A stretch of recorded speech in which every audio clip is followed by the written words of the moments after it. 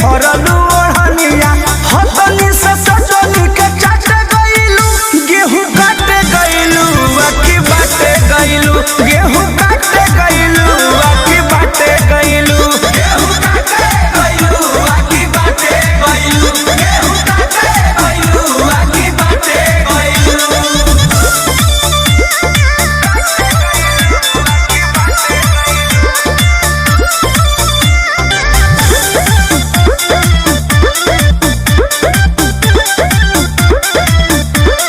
घाम लागल चांपत हो गइलू सावर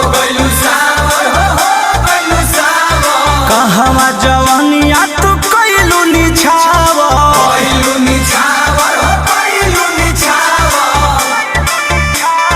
घाम लागल चांपत हो गइलू सावर कहवा